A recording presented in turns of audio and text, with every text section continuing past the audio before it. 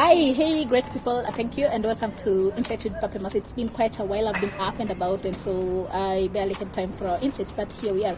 So, unto our today's insight. For most parts of the world, the standard time zone is normally determined by the position of the sun. For example, we say it's midday when the sun is highest in the sky, so that we have equal amounts of sunlight on both sides of the globe. However, this is not the case for all the regions of the world, because some regions actually move their clocks forward in spring and move them back in autumn, and that practice is called daylight saving time, or would you rather we call it daylight savings time? Well, so our main question of the day is, what is daylight saving time? So join me and let me tell you about it. Daylight saving time is the practice of advancing clocks, typically by an hour, during warmer months so that darkness falls at a later clock time.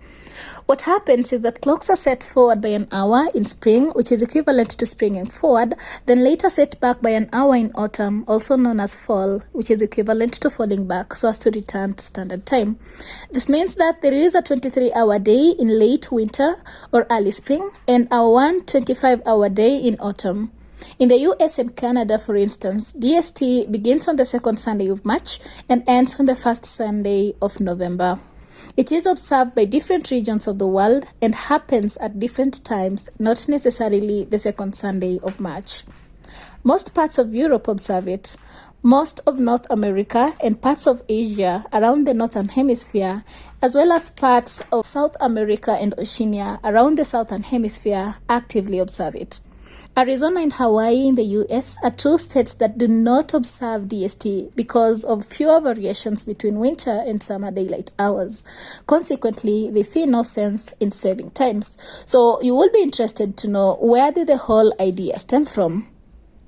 The idea dates back to the likes of Benjamin Franklin and William Willett, but modern saving time was proposed by one New Zealand's George Hudson in the year 1895. George Hudson was an entomologist. He thought that DST would help him make the later hours more productive, which in the case meant he'd have more time to collect insects after work, while also conserving resources by reducing the excessive use of artificial light. The idea didn't actualize at the time, but in 1916, Germany and Austria-Hungary became the first to implement it during World War I.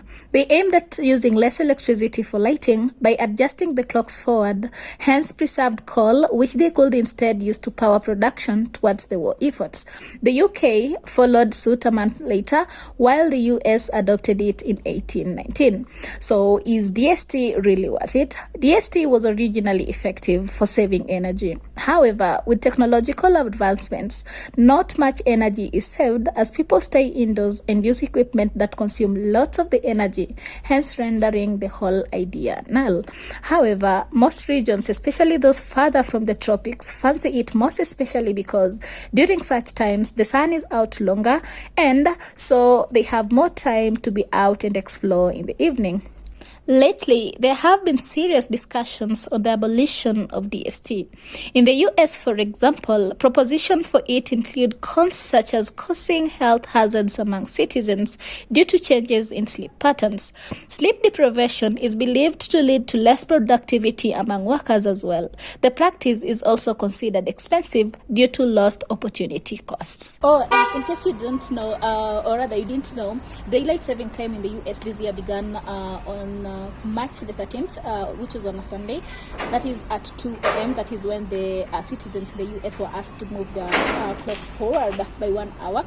And it is expected to end on November 6th, which will also be a Sunday. And that is when they will be falling back to their standard time.